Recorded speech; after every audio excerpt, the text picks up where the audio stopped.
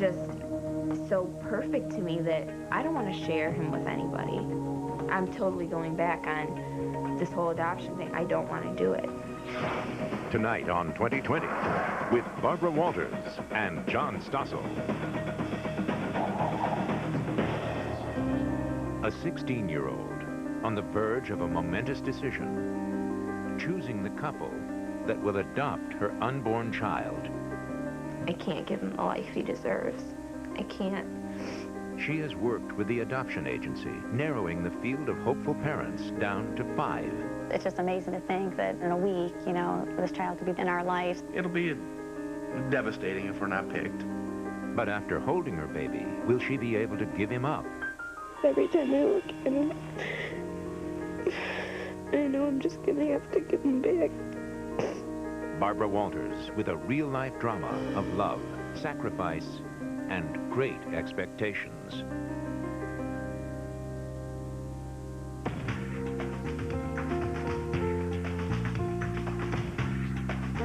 And now, from ABC News headquarters in New York, Barbara Walters.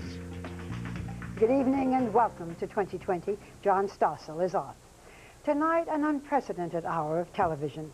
As you watch, a young unwed mother is going to give her newborn baby up for adoption, but she wants to be a part of the baby's life, making this a very open adoption. You will be there as the pregnant teenager meets 5 anxious couples. Each will try to convince her that they would be the best parents for her child. Over the years, 2020 has brought you many compelling stories about adoption, from the dreadful plight of Romania's forgotten children to the international fight over these Cambodian orphans, to my own daughter, Jackie, who grew up knowing that she was born in my heart. In the next hour, you will see an open adoption unfold before your eyes, one that is not necessarily typical. This type of open adoption is not for everyone. There are other options and choices. We should point out that 2020 did not choose the participants, nor did we alter or influence the events. Everyone who took part agreed to the presence of our cameras. They saw this as an opportunity to show what they believe are the benefits of open adoption. It's Judgment Day in Akron, Ohio. At a child's waiting adoption agency, 16-year-old Jessica Bonet and her mother are about to be the judge and jury in an extraordinary event. From homemade profiles like these of couples desperate to have a child, Jessica will ultimately choose one couple. That couple will get to adopt her baby, a little boy who could be born any day. If you feel any connection with these profiles, those are the ones we should interview. How many? I was basically deciding, you know, if they're going to have children or not. I was kind of playing God. You don't want to goof anything like this up. It's too important. It involves a baby's life. Just 8.5 months ago, Jessica, a high school sophomore with dreams of becoming a nurse, learned she was pregnant by a boy her parents didn't approve of. I didn't see us being together and raising this child together. Things that were going through my mind were, how am I going to work, go to school, and take care of a baby at the same time? And I really did want to parent the baby, you know? There'll be a time when you will make a great mother, Right. you know, but right now you have things to do. You really do. Her mother, Beth Ann, and stepfather, Michael, believed that raising the baby would be too hard on Jessica and their entire family. Adoption was the only alternative. We don't, you know, the abortion thing is just non-existent here in this house. Jessica agreed to consider adoption under one condition, that she and her whole family could see the child on a regular basis. What if it turns out that this is the only baby that I'm going to be able to have in my lifetime? It was either going to be, I'm going to be able to be a part of this child's life, or it's not going to happen. I'm just going to parent him. Charles, this is Jennifer. Jessica contacted a child's waiting. Are you interested in placing a child, or are you interested in becoming an adoptive parent? It's a local adoption agency run by Jennifer Mirando and her sister, Chrissy Kalarick. The agency specializes in open adoption, where the birth mother can get anything from pictures to regular visits with her child. Each family has the characteristics that you're looking for. They're all want an open adoption. Now, as Jessica scans the profiles of families carefully selected to match her needs, she still has doubts. I was actually nervous about looking at them because I didn't want to go that far with the adoption. I wanted something to happen where it'd be like, oh, I don't like this idea, I'm going to keep the baby. To her surprise, Jessica finds not one, but 5 families she wants to interview. And that's unusual. At most agencies, birth mothers are encouraged to meet with just one family at a time. It's kind of like a marriage, you know, you got to see, am I going to be able to live, you know, with these people in my life for 18 years? On a chilly Sunday last October, the families arrive at the agency one by one to meet Jessica for the first time. We were joking about the fact that it's kind of like the Bachelor, the Bachelorette. You're in or you're out tonight. On paper, Tab and Karen Brown are Jessica's first choice. All right! Married for 10 years, they have an 8-year-old boy named Trace. There you go. Awesome. Look at that. That's great spiral. Their second child, Tanner, was born with severe health problems. There's Mommy. He was absolutely beautiful, gorgeous child, but his kidneys failed Christmas night and he passed away the day after Christmas. We spent 12 wonderful days with Tanner. Ever since, the Browns have been unable to have another child. They desperately want their son to have a brother. I thought about how good it would be if I was able to place my son with him. It would be like, you know, giving them the baby that they lost. Been nervous all day, just shaking, anticipation. It'll be devastating if we're not picked. Steve and Kathy Fellinger always knew they wanted a large family to share their love of the outdoors. Yeah, that was huge. Yeah, that was a big fish. Unlike many couples, the Fellingers are willing to adopt almost any child, healthy or not. They already have a toddler, a son Nathan they adopted as a baby. He was born 2 months premature, barely clinging to life. We just went to the hospital and the baby was just 2 pounds 4 ounces and he was just tiny. I could hold him in my hand. Today he's a happy, healthy 2-year-old. We have to show that we took on one child and look how well he's doing and we want to do it again and we will definitely give this baby the best home that it'll ever receive. I thought that they were very kind people and they genuinely had good hearts because of their one son that they adopted, even though, you know, he might not have been, you know, a healthy baby. When we first got the call, it was my birthday. And I thought, you know, is this the sign that this is the right one? It's because it's my birthday today. Daniel and Tina McKean, who love hiking and camping, teach high school students who are Jessica's age. Adoption is their last hope to have a child. Over the past 4 years, Tina has undergone several surgeries for infertility, each one a disappointment. There were things that I wouldn't even anticipate would make me cry, a commercial on television or walking by. I took a different route in the store because I didn't want to walk by all the baby products. Of the 5 couples, the McKeans are the only ones without a child, a fact that concerns Jessica when she thinks about her son.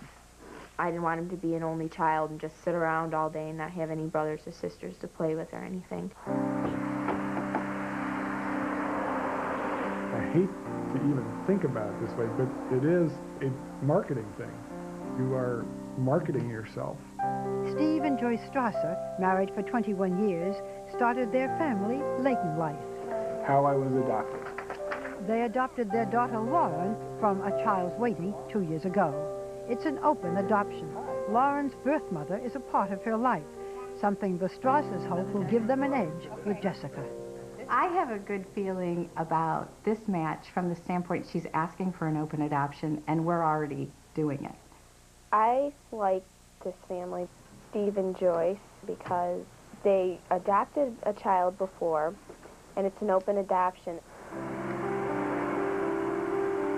Didn't get a whole lot of sleep.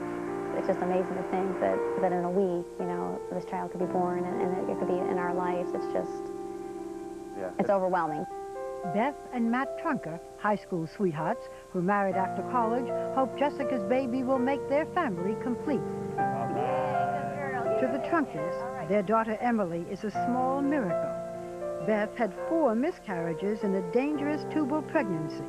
They tried to adopt last year, but in the end, the birth mother decided to keep the baby.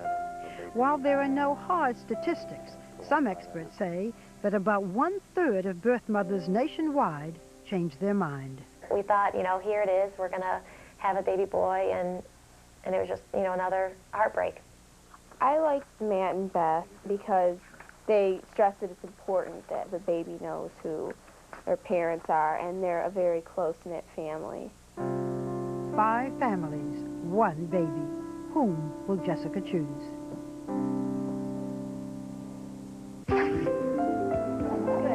When 2020 returns, one by one they face Jessica's judgment.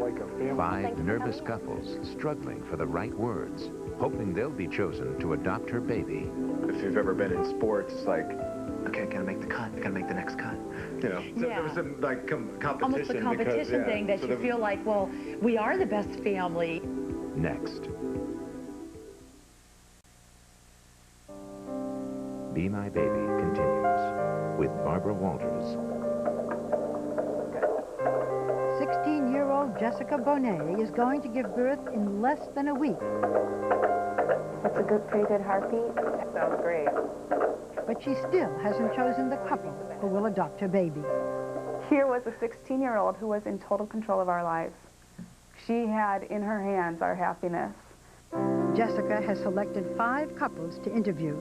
She hopes face-to-face meetings will reveal which family will be the best parents to her unborn son. I felt like a few of them were gonna try to trick me. They thought that since I was 16 that they were gonna be able to, you know, tell me what I wanted to hear, and I'd be like, oh, okay, good, you know, okay, and just hand them off to anybody. How are you? Good, how are you? Good, nice to meet you. Each couple, who has been counseled by the agency on what to expect, is interviewed separately. Jennifer, the agency director, asked the questions Jessica has chosen. At this time, Jessica's named the baby Liam. I mean, what do you think of that name, or did you have another name picked out? I like the name Liam. I don't dislike that name at all. And thinking about, you need something snappy with brown. Really, like So Liam's pretty colorful. Sure, that'd be absolutely something Liam's a very it's nice a very nice name. name. I mean, It's something we'd be happy with or willing to consider. We definitely would be able to compromise on the name. When we heard the name Liam, it didn't really, that's a nice name. we both really like the name Liam. You know, last name, we already have an Irish name. And Liam was one that we had talked about when we were reading through the book. Are the couples telling the truth, or just saying what they think she wants to hear? Listen closely as they answer Jessica's most important question about visits with her son. What is your vision about how maybe the visits would go? I mean, would it be something that would be done like in your home or her home, someplace neutral? We have no problem with coming to our house or going to your house. The number of times, you know, whatever you're comfortable with. Homes are great. Yeah. And neutral setting's fine if that's a preference. But definitely our home is always open. Our home would be great. Your home would be great. Doesn't matter to me. McDonald's is not great. No. I think we're open to, obviously, in the beginning, you know, meeting somewhere like, I think we even said in our letter, a zoo or a park or something like that. Are you open to extended members of her family, like her mom, her brothers or sisters, and be included in her? She'd be almost kind of like a family member of ours, and Liam would look at her as possibly like, I don't know, an aunt or someone like that. Maybe a really big sister, I don't know. Is there anything else that you would like to add about your family? Do you think it's important for Jessica to know about you before she makes her decision? We were both brought up in very loving families and very structured and educated, and I'm really babbling now. I would want you to know that we'll unconditionally love Liam. I mean, there's no ifs, ands, or buts about that. Our family is wonderful. Never a dull moment. Never. Never a dull moment. Not at the Brown House. No. Well, thank you for coming in. The interviews are over. The families are hopeful and Bye-bye. on edge. I think it went well. I think we were able to give her an idea of what we're like, and hopefully she'll choose. He said that they would refer to me as An aunt or... Aunt Jessie, or, you know, like I'd be like a big sister or an aunt to him, which was totally, I was like, what? That's going to be deceiving. Another hurdle over. Now it's just another waiting game again. I didn't think that they were going to be the type of people that would want to talk to me all the time, that they would just be more interested in the baby. I'm nervous. I mean, I was nervous. I know I was nervous. So hopefully, you know, I came across as authentic and kind of who we are, and hopefully they saw that about us. Matt really came off to me as a very outgoing, nice guy that truly, genuinely cared about the baby, but she didn't really seem genuinely too interested in me or what, you know, I wanted out of this. The next morning, all 5 couples returned to the agency to hear Jessica's decision. First, the Strassers, the older couple, who already have an open adoption. She has interviewed all the families. She interviewed 5 families, and she did select another family. Sure. No problem. Later, the Fellingers, the couple whose adopted son was born 2 months premature. But at this time, she did identify another family. Okay. Okay. We saw 2 of the families walk out crying, and you know that was hard. But then that, you know, kept on giving us hope. Well, you know, maybe it is us.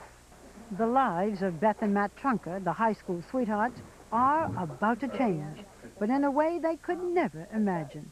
When it came down to it, she said the personalities didn't mesh with you, and she did select another family. Okay. You're kind of like, what's wrong with our personality? The next moment, an amazing surprise. Well, actually, we always think everything happens for a reason. And we actually had another birth mom come in today. Okay. She did review profiles, and she selected your family. It was it's a 2-year-old boy named Matthew. Oh, Matthew. And he's here for you. She's already signed her permanent custody papers. And so we have to go to court to have it approved still. Right. But, you know, if you're willing to accept him, he's here, and you'll be able to take him home tonight. Yes, of course. Okay.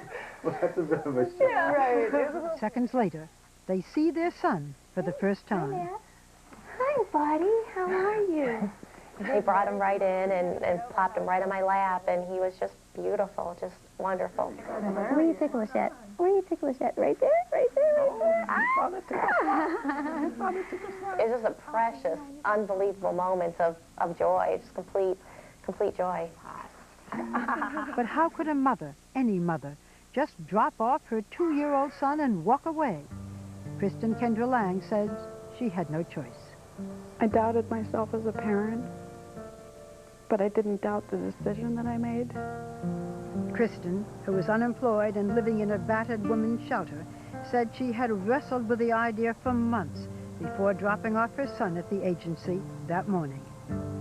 No matter how right the decision is, and will always be, there's a piece of me that will always be missing. There's a piece that will always be missing. Can you say bye-bye to everyone? Bye-bye. Say bye-bye. Bye-bye. Bye-bye. It's just surreal. We went there expecting to hear a yes or no decision about a infant, and here we are driving home with a little boy. Of Jessica's 5 families, 3 have been eliminated, but there are still 2 couples left. The Browns, whose baby died shortly after he was born, and the McKees, the only couple that doesn't have a child. Which couple will get Jessica's baby? It's really hard because I don't know which one I like better. Her solution, one final interview with each family. If you've ever been in sports, it's like, okay, can I make the cut? I gotta make the next cut. You know, so there was some like competition. Almost the competition thing that sort you of feel like, well, we are the best family. You know that they're just as emotionally involved as you are, and you know that only one of you can walk away happy.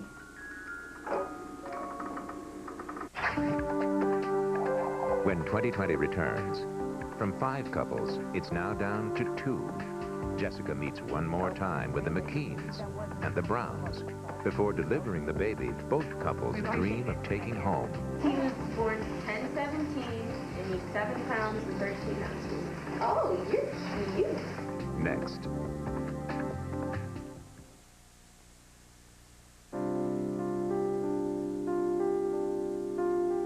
"16-year-old Jessica Bonet is about to give birth, but who will adopt her baby boy? 2 couples are waiting for her decision, and she must choose carefully. Remember, this is an actual open adoption that we are documenting. Jessica still wants to be part of her baby's life. Which couple can she trust to honor her wishes?" These are my top 2 choices. Those people fit like what I wanted, like almost perfectly. Jessica is torn over who should adopt her baby. She feels the Browns are outgoing and financially secure. A new baby would help heal the loss of their son, who had died. The McKeans seem sincere and open. Plus, they've never been able to have a child. Today, she will make her final decision. I felt like I needed more time to get to know them before I said, okay, you guys are going to be the parents of this baby. The stakes for the last interview couldn't be higher. This time around, Jessica asks the questions. So when you guys decided you wanted to adopt, you were looking into only open adoption? Yes. Our ideal situation is that it's totally open and free, that you can call and say, hey, I had a dream last night, can I come over? And come over when you feel comfortable. Were you going for open adoption as your first choice, or just, you know, were you open to any kind of adoption? We were open to any kind of adoption. Yeah, it wasn't our first, no, it wouldn't be our first That choice. wasn't probably what we sought. And as for visitation, I don't know what to expect. Holidays, once a quarter, twice a year. I don't know how far open adoption goes, to the extent that it's healthy for the child and doesn't create a confusion there, which is why I'm sure they had closed ones to begin with, because there was possible confusion. the differences are clear. At a nearby restaurant, the Browns, awaiting Jessica's final decision, reach a decision of their own. I said to him, this isn't right. We can't do this. And he goes, oh, I'm so glad you said that. I've been feeling the same way. Like many adoptive couples, the Browns feared that frequent visits with a birth mother could be disruptive and confusing to the child. She wants to be very involved in the fun things, but not really have to be responsible. I want you guys to take care of him, but I want to still be involved, heavily involved. But you guys foot the bill. Do you think you have a family picked out at this point? Yeah. But Jessica has already made her decision. She wants the McKeans, the only couple without a child, to adopt her baby. I just couldn't wait to see the look on their face. We appreciate you guys coming back in. I just wanted to tell them as soon as they walked in the room. I liked everything you guys told me. I was seeing eye to eye with you on the openness, on basically everything we talked about. I chose you guys to be the parents of my baby. Oh my God. She looked at me like, did you hear that? Did you hear that right? And then, honestly, the next 15, 20 minutes is just a blur. Oh, welcome to our family. Oh, wow. The next night, Jessica and her family visit the McKeans at their home. I hope the baby has hair. Two families sharing their pasts in the hope that their futures will be joined by raising Jessica's baby. Mom cut my hair in that one thing. Despite all the good feelings, Jessica still isn't sure she'll be able to go through with the adoption. Nothing is final until she signs the relinquishment papers. Remember, many birth mothers change their minds before they sign. I didn't want to get their hopes up. I was really worried about hurting them because I really liked them. But there was still, doubt in my mind that I'd be able to do it. The very next day, Jessica gives birth to a healthy baby boy. He was born 10/17, and he's 7 pounds and 13 ounces. Oh, you're cute. I can't believe he's here and he's mine. I'm so happy.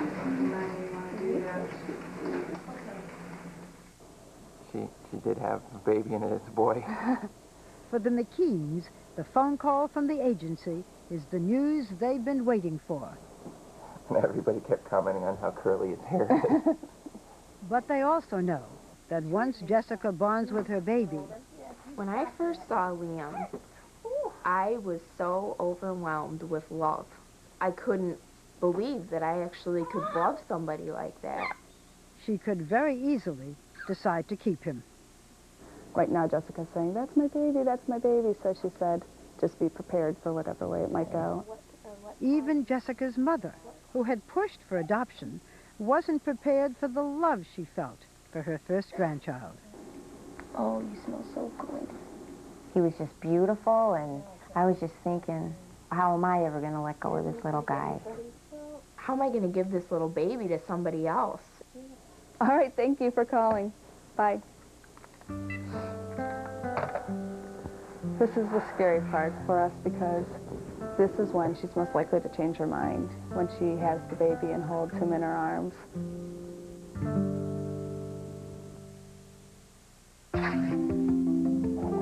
When 2020 returns, the McKeans are so close to becoming parents for the first time. But in the end, will Jessica be able to part with her son? He's just so perfect, and why should I have to share him with anybody else? How could she not say, this beautiful baby that I brought into the world is going to stay with me? Next.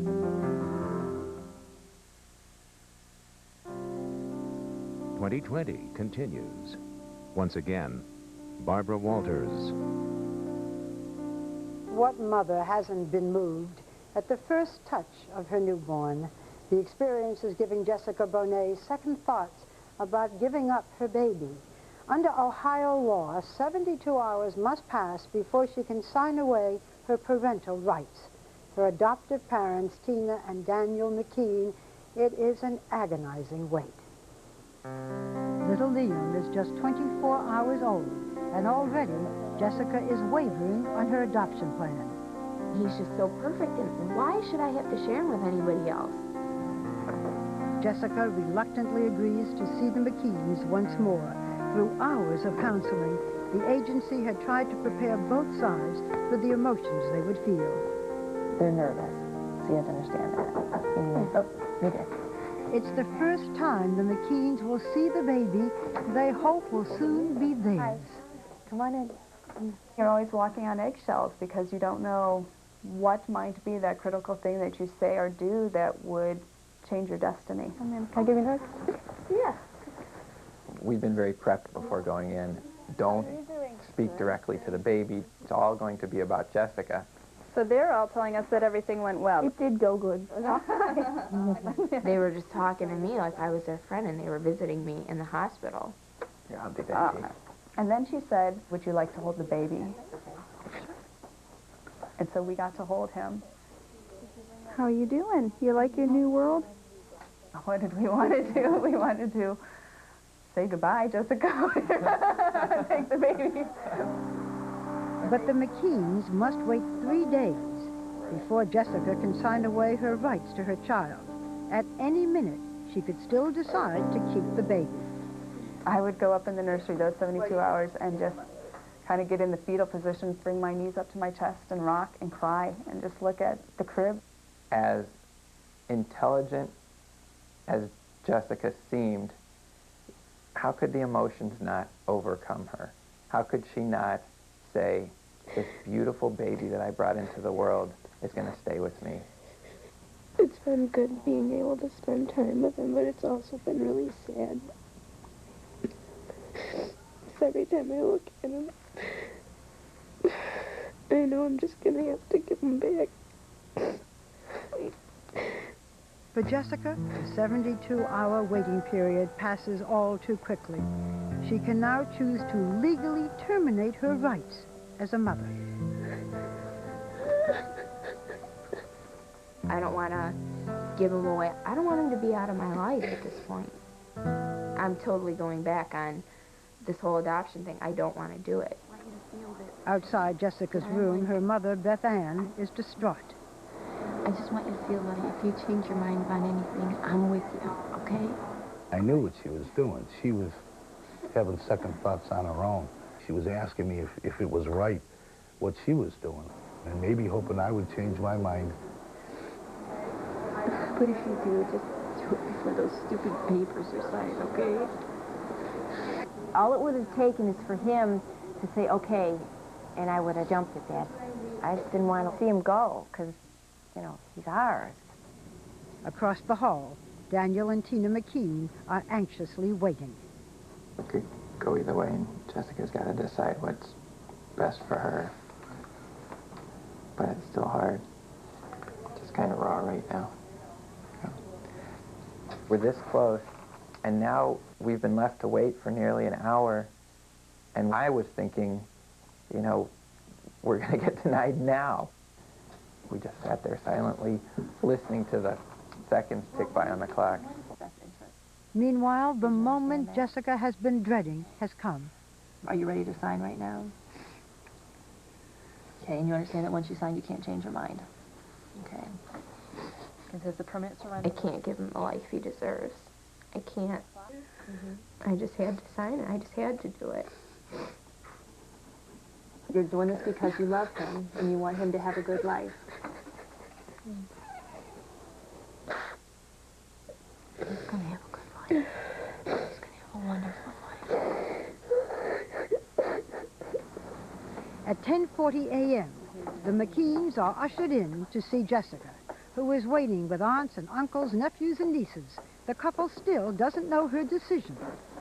Jessica was having a real hard time this morning, and because this is obviously a very difficult decision for her. You know, she really cares a lot about you, and she thinks that you'll do a really good job with him.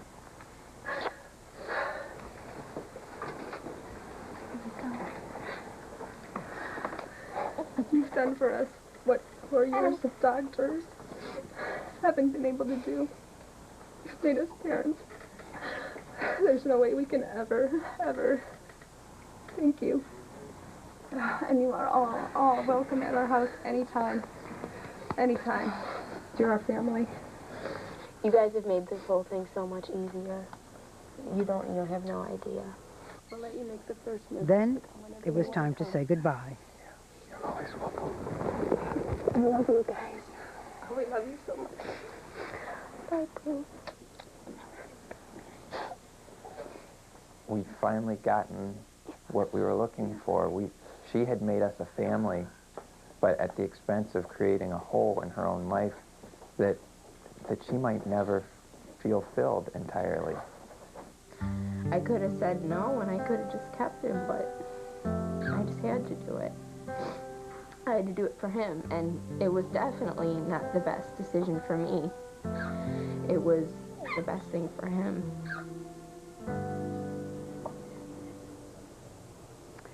The baby now has new parents, with Jessica a big part of his life. We want to point out that most adoptions do not include ongoing visits by the birth mother and her family. So how is this situation working out? We'll show you in a moment. When 2020 returns, There are some people who say you come and you play with the baby and you get all the good times, but you don't want the responsibilities. How do you answer them? next.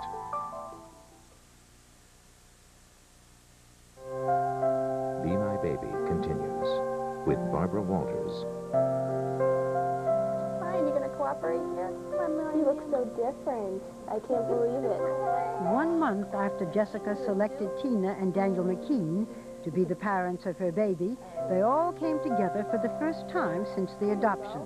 The occasion, a ceremony at Jessica's church in honor of the newly named Ryan Liam McKean. We'll dedicate this child and anoint this child with oil. Shortly after, Jessica and the McKeans had this portrait made. It looks like one big happy family. But is it? 6 months after the adoption, I went to Cleveland to find out. Jessica, it has now been 6 months since you placed your baby for an open adoption. How's it going? Well, so far it's been turning out really good. I get to see Liam a lot. Jessica visits her son once or twice a month at the McKeans' home. Is that your friend? Look at him. What do you want the baby to call you? I think it would be a little bit too weird to call Tina Mom and call me Mom. I think just calling me by my first name would be fine. If I say to you, who is Ryan's mother? Answer. I am. You are. Do you ever mind when Jessica visits? No, we actually look forward to seeing her. It's amazing that she seems like part of our family. Her entire family seems like part of our family. You two wanted an open adoption. You didn't feel it's going to be confusing for my baby? We thought the opposite, that would help eliminate confusion. You're just bringing more people into this child's life to love it throughout its entire life. It's so clearly the right approach for us. Now, to include Ryan's biological family in the rest of his life. Gives him more love? Absolutely. Yet no matter how good the relationship is, even innocent comments like this one from Jessica's mother You think he's got my eyes? Yeah. can be a constant reminder that Jessica and her family will always have a bond that the McKeans can never share. Do you ever feel a twinge of jealousy when you see Jessica hold the baby, or maybe the baby has her eyes or something? I don't feel jealousy. It's knowing that the baby has her features. It's exciting to see that, but it's also a little bit of bitterness, bittersweet. Do you think, wait a minute, that's my son, that's my baby? In the beginning, part of me felt that way, but then I have to realize that, you know, he is their child also. I think of it as we're both sharing him. You know, there are some people who say you come and you play with the baby and you get all the good times, but you don't want the responsibilities. How do you answer them? Well, I could see how people would say that, but the thing is that I wasn't financially ready. I don't want him to be lacking anything that he wants or needs. I want him to have basically the perfect life, and I think that's what I gave him. Would you let Jessica come when you're not home? I don't know. Maybe when she's a little bit older. I'm not sure there are a whole lot of 17-year-olds we'd let be alone in our house right now. When Ryan gets a little older, who will you say Jessica is? Jessica's his birth mother, an angel who came into our lives to help him come into our life. And what if that angel becomes too demanding or difficult? Well, the bottom line is the McKeans hold all the cards. Open adoption agreements are not clearly enforceable in Ohio and 8 other states. The agreement can be enforced in 20 states. In the rest of the country, the statutes are unclear, which means birth mothers like Jessica often have no legal recourse. The McKeans could, if they wanted to, shut you out. I don't see it happening. I trust them very much. But if it were ever to happen, I really don't know how I could handle that.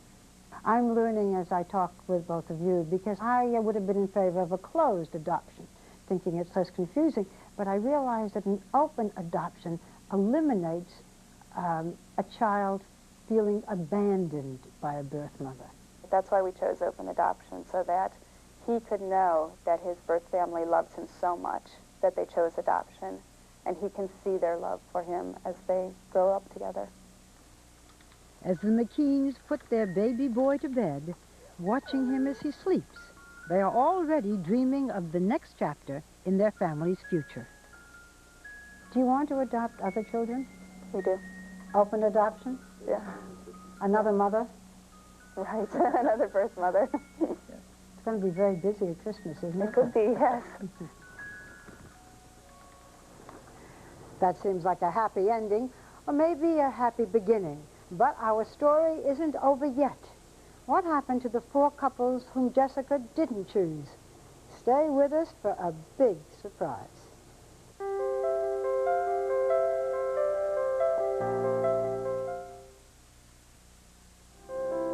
Be My Baby continues with Barbara Walters. Eyes here, good.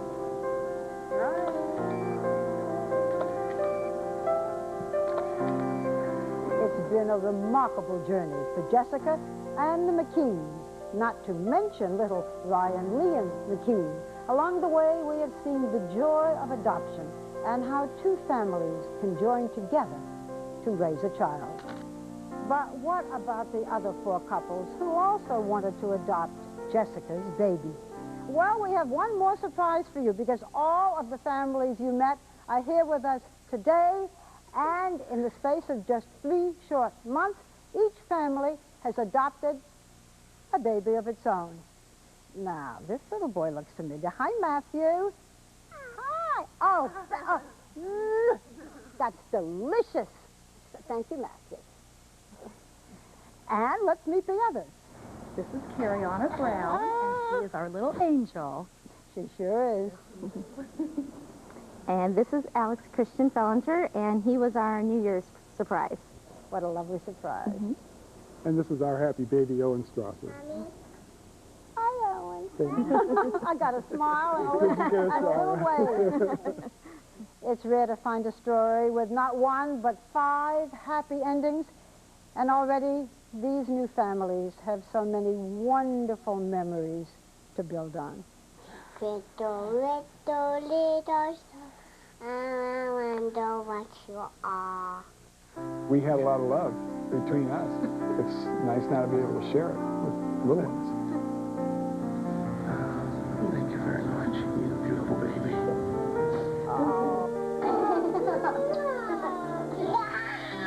He looks up at us and smiles and calls us Mommy and Daddy.